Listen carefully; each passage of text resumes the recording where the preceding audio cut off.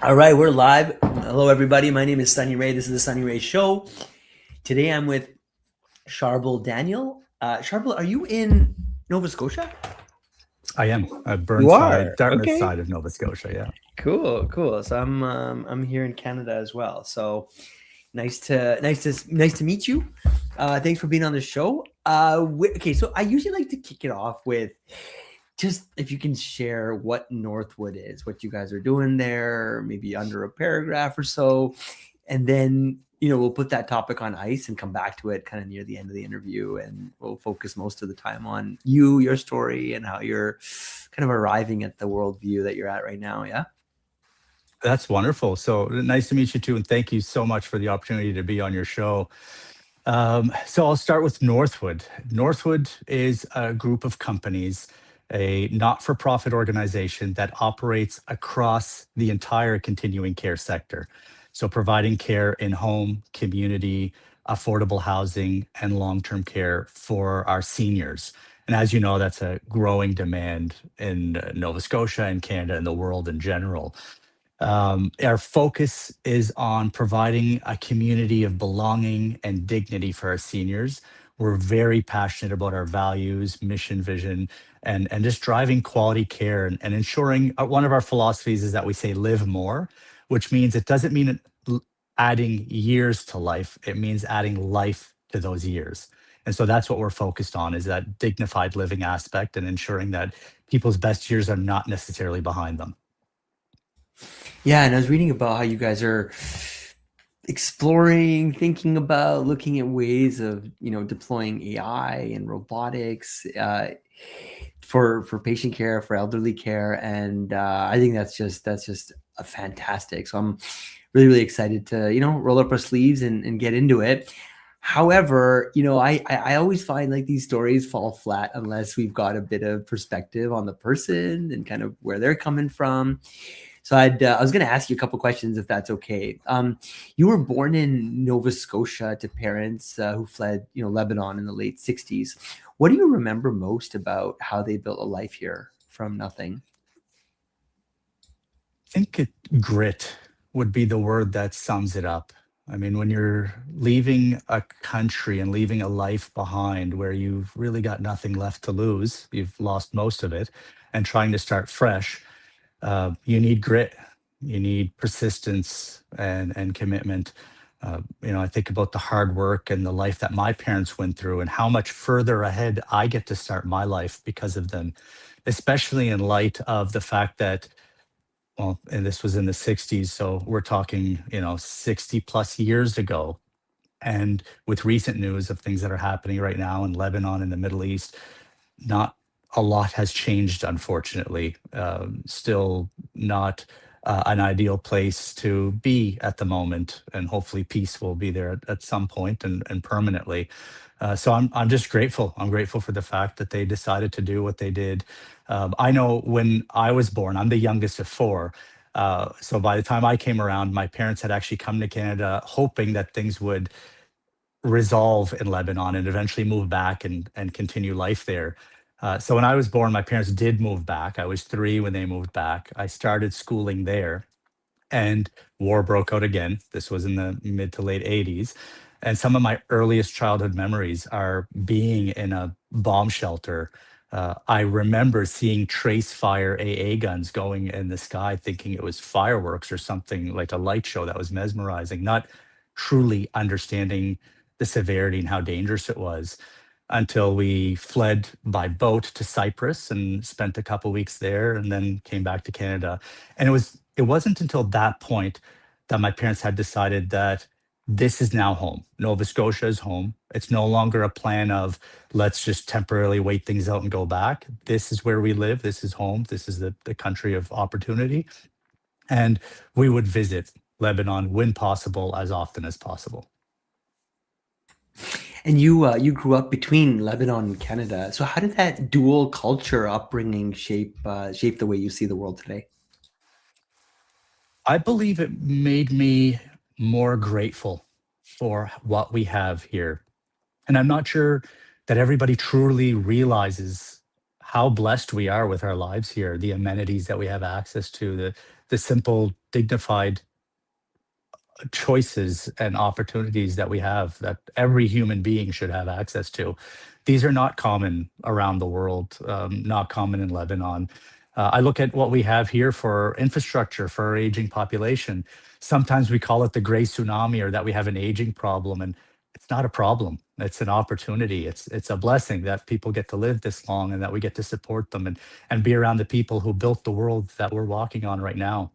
And so I hope, and I try and enforce this a little bit with my kids. They haven't had as much exposure to Lebanon, and just gratitude for what we have, where we live, how we live, what we have access to.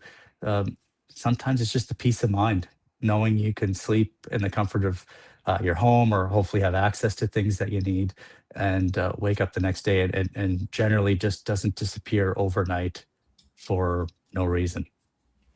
And as a kid, you wanted to be a NASA astronaut and work in space. So where did that obsession come from? It started, I'm trying to remember which Christmas it was. There was one Christmas, my parents got me a telescope. And at the time, I didn't appreciate it when I first unwrapped it. I'm like, what is this? How do you use it? And it took me a bit of a while to set it up. And one of the most amazing gifts I think any human being can receive. I set it up, and then you start really looking at space and understanding the vastness of everything around us. And I became obsessed with the universe and space and stars. And also, it was at the time that Star Trek was really taking off, and so there was this whole culture around space travel and what could be within the realm of possibility. I believe the concept I love the most around the idea of space travel and what Star Trek pulled into it was that we we were no longer working against each other. Humanity was all working together. And this was a long time ago when I was watching these things and growing up. I had hoped, and I think we all would have hoped that, by 2026, we may have achieved that. I know we still have ways to go, and we've made progress. But I think what we are capable of as a civilization, once we really start rowing in the same direction and not working against each other, is, well, that's where the sky's the limit really comes into play, because then you enter into things that are vastly beyond our imagination. It was a little bit of a sore spot recently watching the Artemis 2 do their space launch and go past the moon. Obviously, as a childhood dream, I would have loved to be part of that. But I also have no regrets. At the time growing up and having that ambition, the person I was dating, who is currently my wife, and we've been married for almost 20 years, that's where it really came down to about what our future would look like and what we wanted. And so I chose a family and the person I love to be around, and so that meant pivoting and choosing a bit of a different direction. And then you ended up doing a physics degree at Dalhousie. What pulled you towards physics specifically? It was my dream to work at NASA and become an astronaut or do something regarding astronomy. It was at that point that my relationship with my wife had started, and so I had already started my degree. I just finished my degree and pivoted afterwards.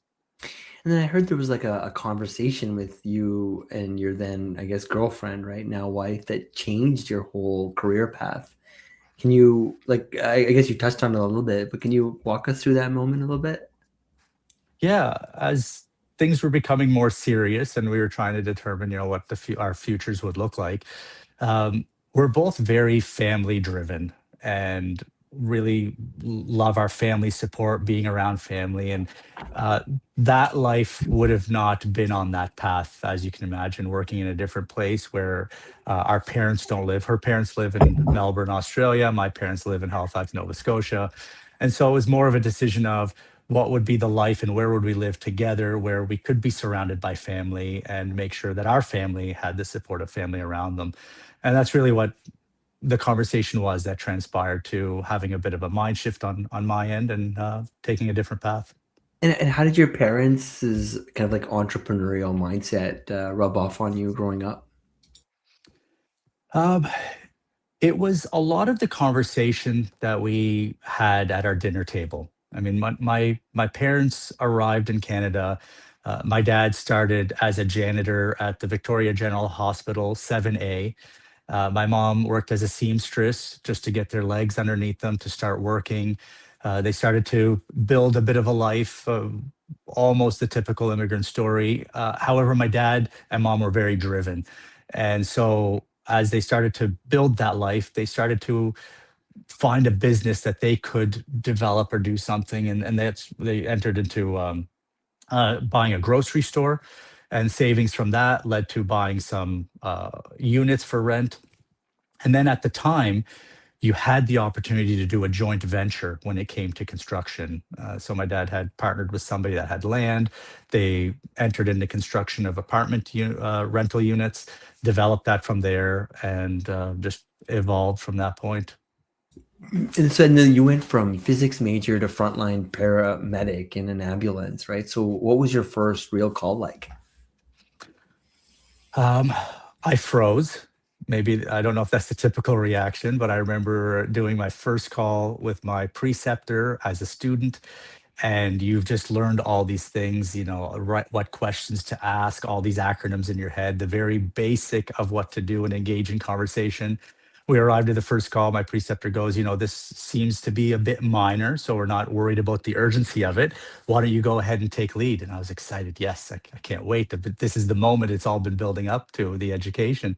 I hop out. I stare at the patient. That patient had actually fallen off their bike. They were, I believe, 12 years old, minor injuries, but in distress. They were hurt and upset, and I just froze. I just stared at them and stood there. I don't think I moved a muscle, and I could see in the corner of my eye my preceptor looking at me, looking back, looking at me, looking back, and then finally they stepped in and took action. Everything they did, I knew and could have done. I just couldn't overcome that barrier of taking action. So that was my first call ever, and it went a lot better after that. I think I don't.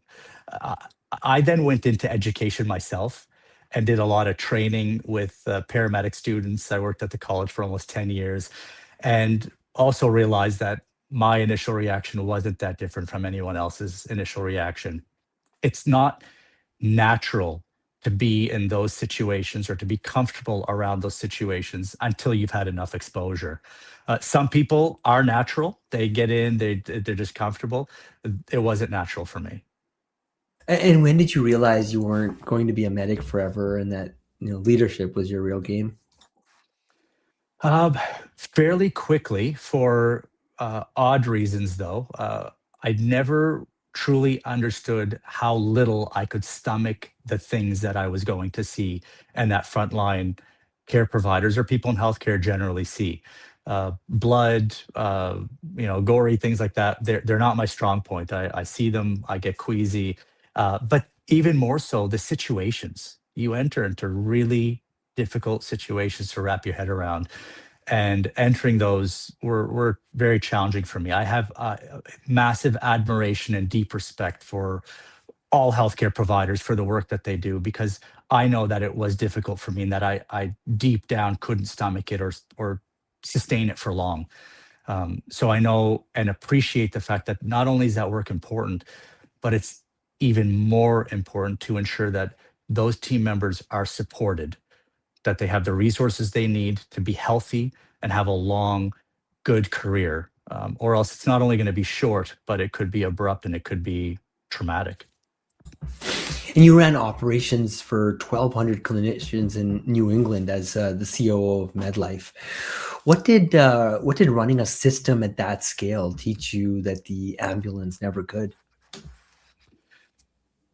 I would say a lot of the lessons I learned on ambulance, I took to that leadership. I truly believe that's the strength that it provided me, because I knew the value of the work that was happening. I knew how the people felt on the front line. I didn't have to imagine it. I've been in their shoes, and there's something to be said about having something described to you versus feeling it in real time. And so it was really about, how do I translate that into leadership, into ways that I could support the team that maybe I felt I wasn't supported, whether it be ensuring that they had just access to people, leadership, resources, that we looked at things a little bit differently. Sometimes solutions weren't obvious, and we also didn't need to always jump to solutions. A lot of things that we look at, we call problems, aren't problems. They're realities. They're not supposed to be fixed. They're supposed to be supported. And it was just about translating that into how we do the work that we do. You have this philosophy, invest the time to understand the problem before jumping to solutions. So where did that come from? Truly, it started with my physics degree. A lot of it is problem solving. And in physics, you learn some really important principles around, first one being first principles thinking, which is let's get down to the core issue, the real concern of what's happening, and reason through those specifics and not through analogy. I'm sure you've heard, and many people hear this all the time, oh, it's like that, it's always been like that, or it's always going to be that way. And so we leave things to be that way. We don't really innovate or do anything in that area. But when you start to truly peel back the layers of what's happening, you can get down to the core issue and figure out what is happening. And so when I was overseeing some of those ambulance operations, we came we realized a lot of the time that the resources were overstretched and pulled in many different directions. We didn't always have enough resources to do the work that needed to happen. And the solution was always, well, let's add more resources, add more resources. But that wasn't the fix. It didn't never actually solved anything. The problem was when we peeled back the layers was, do we have the right resources? And are they delivering the right care for the right requests? And when we peeled those layers back and started creating other pathways, that's where we started to see some relief in the system and the help that's being provided. And so it's just about, if you invest that extra time to understand the problem, you will get to the solution a lot quicker. And in fact, I believe it was Einstein that said, if you understand 95% of the problem, you pretty much have the solution. And so truly taking the time to invest there before you launch into solutions. Because the other side of it too, Sunny, is that you may launch into solutions thinking that you're trying to create something that's going to solve whatever the concern is. And in reality, you might be creating a much larger, deeper problem. And so you enter into this cyclical process of always chasing your tail and creating something that plugs a hole here, but opens a hole here. Whereas just that deeper understanding, that one extra second of taking that deep breath might create a different pathway that you don't have to keep chasing your tail on. Can you tell me about a moment that, like, that first principles approach cracked a problem that nobody else could? I mean, you touched on one, which I thought was great, that it wasn't just about more resources. It was more about asking the right questions. But can you give us a more specific example where you apply this level of thinking towards a big problem? There's a few. One relatable one that comes to mind is simply around information and communicating with your teams. A lot of organizations struggle to provide good, strong communication to your teams, especially when they're large and spread out over a geographical area. So this was one obstacle that I had encountered during my time in leadership. And the concern that had kept coming back is, well, we're not hearing enough information. We don't know what's happening. We feel like we're in the blind. So people create the narrative, they fill the void. And what ended up happening was the solution that came in, and what people had done was they said, okay, here's what we're going to do. We're going to do, I was part of this too. We're going to do town halls. We're going to do newsletters. We're going to do podcasts. We're going to send out weekly other newsletters. We're going to travel around and meet people where they are. And so we flooded this with as much information as we can. And the result was the same thing. People came back and said, we still don't know what's going on. There's so much information, it's overwhelming. We don't know what to decipher, where to listen, and where to go after what we really need to hear. And so that's when we took a moment to step back and say, okay, we never asked people how they'd like to hear it, where they'd like to hear it, how often they would like to hear it. Because initially, when you weren't providing information and then you provided all this information, you think, well, okay, clearly nobody's listening. It's always going to be this way. But when we took that step back and started peeling the layers back to say, well, why didn't this fix it? We came to the conclusion of understanding that there are certain avenues that people want to receive certain information. And so if it's clinical information, they want to receive it in a written newsletter monthly. If it's operational information or organizational changes, they'd like to have a town hall once a month or once a quarter to receive these organizational updates. And once we got to the real core issue of what needed to be solved and how to solve it and implemented those, then we were able to cross that barrier and make sure people were informed. They felt like they were part of the team and integrated. So when the pandemic hit, you were running provincial EMS for Nova Scotia. What broke in your brain during COVID that changed how you lead? What didn't break in my brain during COVID, I suppose, and maybe a lot of people can relate to that. Uh, a lot, a lot changed during COVID, and what happened was everything we did, whether it was EMS or even other operations, it simply took the pathway of time that we were going to execute on these things and shorten them up. So during COVID, healthcare globally got hit really hard because the teams were overwhelmed. But what people also sometimes don't correlate or remember is that the team themselves were also experiencing COVID. And so your workforce was impacted. And the workforce that was providing that care was also at risk all the time because of their increased chances of exposure.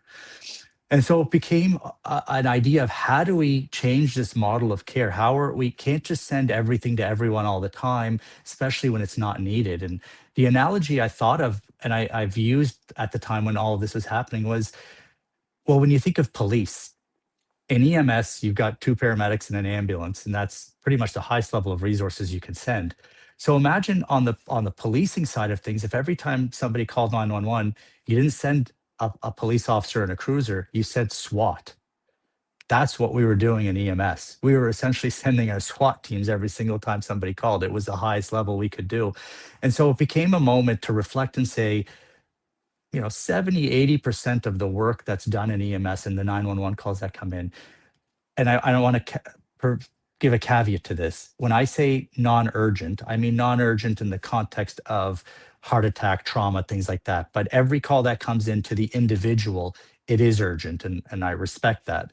But in the grand scheme of it not being urgent, it meant that we need to develop other resources that can attend to non-urgent calls that isn't two paramedics in an ambulance, that requires transport. And we find other pathways to take care of this because the hospitals were overwhelmed. We couldn't take everybody to the hospital, especially when it was something minor. And knowing that you have this outbreak that you're dealing with on a global scale, you also don't want to expose those patients to further illness if you don't need to. So that's essentially what broke in my mind and saying, how do we do that? What are these other avenues that we can create and develop? And that's where we came down the path of creating these virtual care teams that were providing support for a single paramedic responder, attending the less urgent calls that were coming in, creating better pathways. And ultimately, Sunny, what it resulted in was a better experience for the patients. Because ultimately they want care, and everybody understood that the best level of care you could get is to go by ambulance to a hospital. But depending on what you're calling for, there were better ways to get that care. And sometimes it meant consultation with a virtual physician to create a care plan in the comfort of your own home or other avenues. And that's what we really started to develop and also get to expand it and share it with the world. I had some opportunities to travel around to some other conferences and share the work that we were doing. Um, I don't recall whose quote this is. It's not mine, but there's a saying: "Never let a good crisis pass you by." And during the pandemic and COVID, that's exactly what we had in hand. And so we had the opportunity to explore other avenues. When did technology like AI, sensors, robotics first click for you as something that could, actually transform care, not just add, cost? Um, More recently, during my time at Northwood, that's when it's really started to evolve. While I was in EMS, AI wasn't as big and impactful as it is today. And as we look at the role that AI plays, we're trying to avoid some pitfalls here as we navigate it. And one of them, namely, especially with our values as an organization as Northwood, is we don't want AI to replace that humanized care. of what we're providing to our seniors. You don't want to take that away. That is the most important aspect of the care that we provide. And so, what we're trying to understand within our teams and our organization is, what is that role? Where does AI fit in that it can support the humanized care of what we're providing? And how can it be a tool that provides better quality of life? And so some of that might be around using the technology to enable our community to live more independently. And so we use a lot of, we've done one project in collaboration with Dalhousie University around smart tech. And some of us use smart tech in our homes, and especially as it's evolving now with AI to a certain extent, turn the lights on, turn these lights off, things like that. But when you think about our seniors who may not be as independent and mobile, that goes much further when you can have it do things like open the curtains and adjust temperatures and activate a vacuum and adjust volume, turn TVs on. So many things that it can do into that integrated level of care to make sure that our our our senior population or our elderly population continues to be independent, continues to have that dignified living for as long as they can, especially in community where possible, which is the most ideal location. So we're still in a discovery phase right now, I would say, and understanding where does that fit in. Um, it's also important to take the perspective of where you look at it from. So if we sit on on this side of things right now and say, okay, we're looking out into the future, where does AI fit in?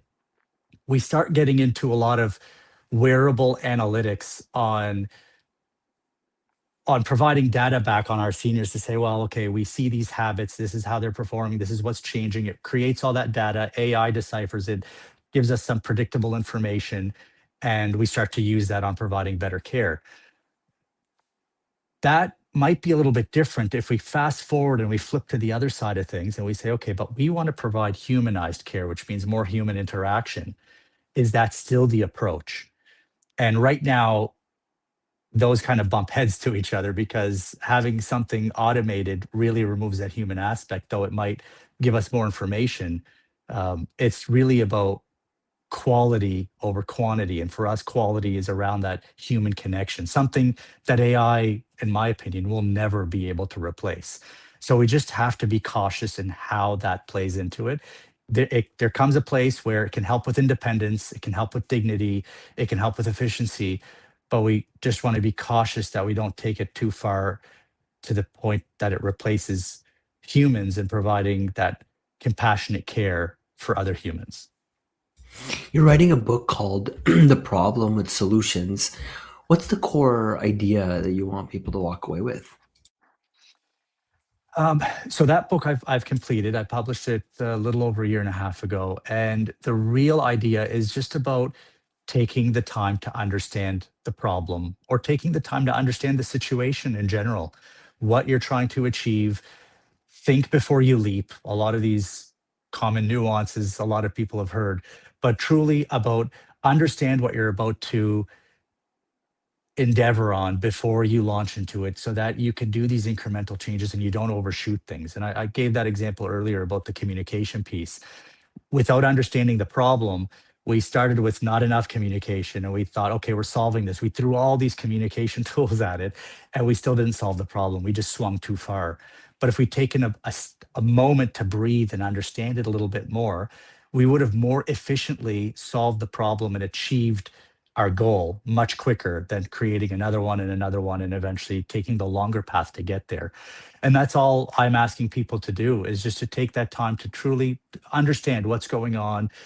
When you're going to implement a solution, do it incrementally so that you can measure the impact of the changes that you're doing.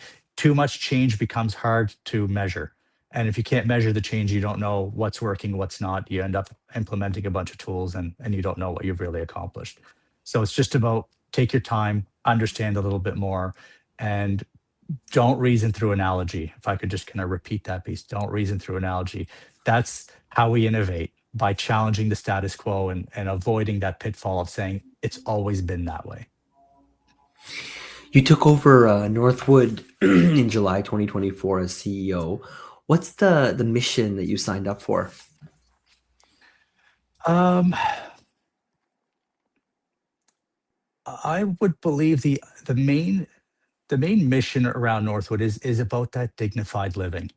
I, like most people, have had a massive misconception of what long-term care was and what continued care was providing, and that it felt that long-term care was more about that old mentality of nursing homes where elderly individuals go to live out the rest of their years providing care, and not really about life. It's more about existing.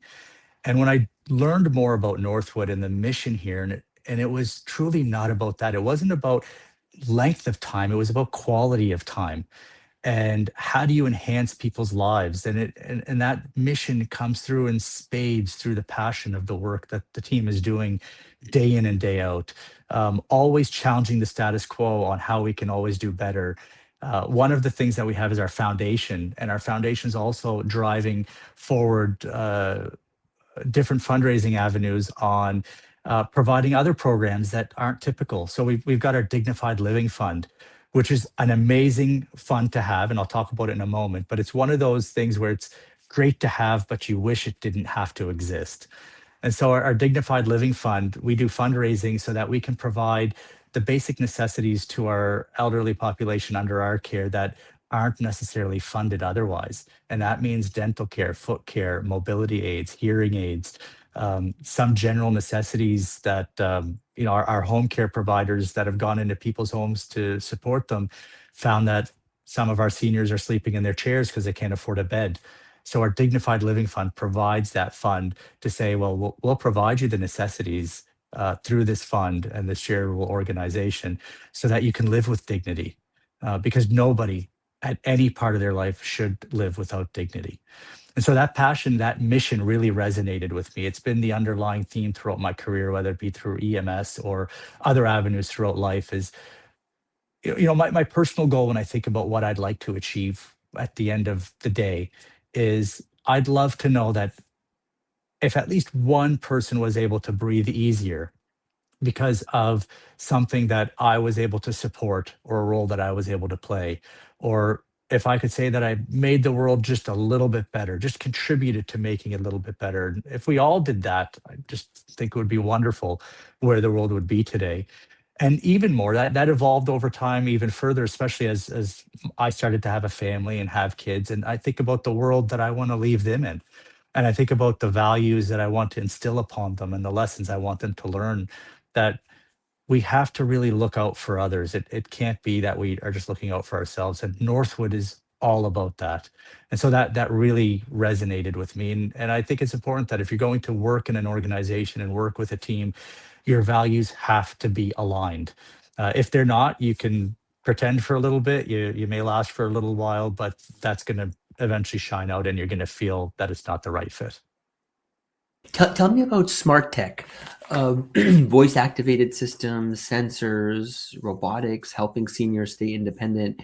What does that actually look like inside of a Northwood home today? So this is, as I mentioned, a partnership with Dalhousie and also a partnership with Amazon. And so we use Amazon Alexa as the main point that we use the smart tech in. And so within our campuses, we have a certain number of residents and clients that live under our care, where this is built into their home. And so they have the ability to be able to execute through some of their activities of daily living using smart technology. And as I mentioned, that could be things as simple as adjusting the thermostat, adjusting their beds, having the curtains open or closed, music playing, things that you and I might take for granted, that we simply do because we can, but others that can't.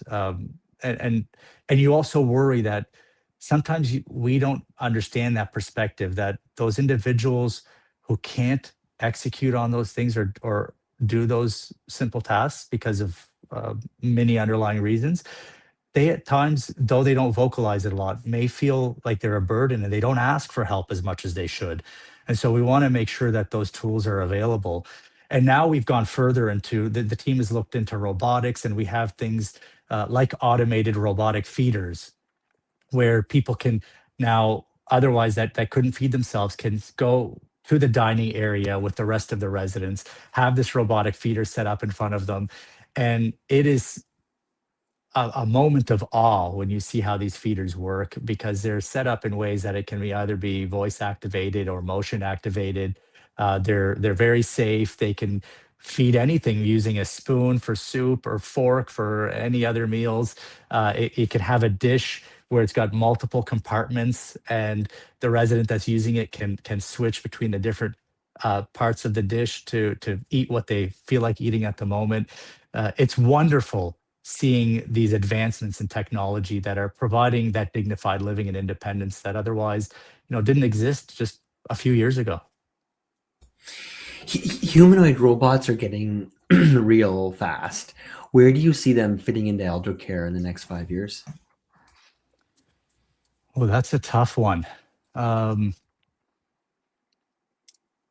I'm not sure where they would. I'm not sure I have an answer for that today, because again, my focus and our initiative as an organization is to not remove that human aspect of the care being provided. And so maybe I do have a bit of a view on this in saying that I wouldn't see them playing a role where they would provide any direct care for residents. Um, we as human beings, we thrive for that human connection and that human interaction, uh, and we are hungering for it throughout our entire lives. It would be a shame that as we get older, that disconnect starts to take place, and that's replaced through robotics.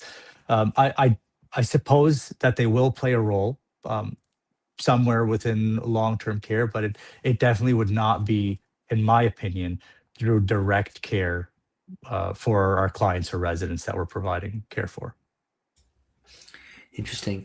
Uh, so I see I was gonna before that. I was gonna ask you. You measure success in smiles, happiness, and love, not margins. How do you defend that philosophy to a board that needs numbers? Well, fortunately, our board is aligned. We are all on the same page as far as our mission, vision, and values go. What I want to be clear in identifying with that statement is a couple things. That doesn't mean that we shouldn't have a focus on sustainability, because at the end of the day, we can't achieve our goals if we're not sustainable. So there's still a matter of ensuring that the work that we can provide is sustainable. And also, what I want to be clear on when I say that is that it's not a dig at any for-profit organizations, because they provide quality care as well. But us as a not-for-profit, our values are just slightly different, and that's what we're aligned around. And so, as long as we can ensure that what we're providing is sustainable, it doesn't necessarily need to provide margins. And that sometimes is the differentiating factors.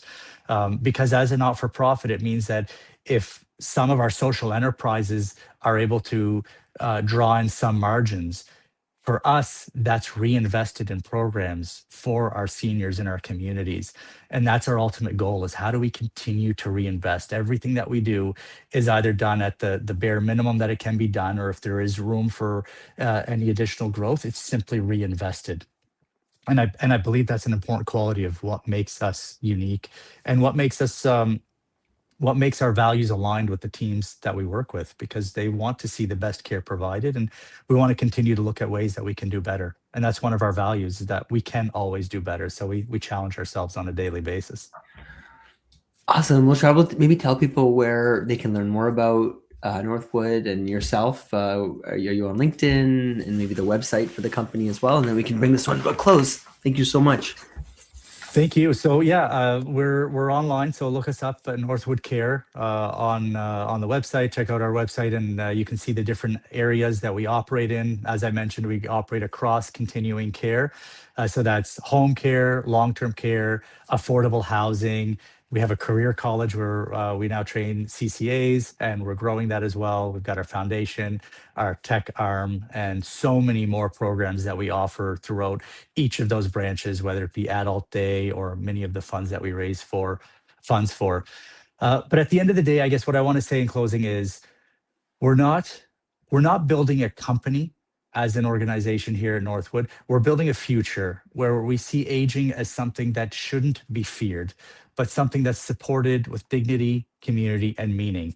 And that is everything that we strive towards through all the avenues of work that we do. And if you're interested in learning more, if you're interested in being part of the team, we're growing. We've got lots of other things that we want to do and are striving to do. We'd love to hear from you. So please don't hesitate to reach out.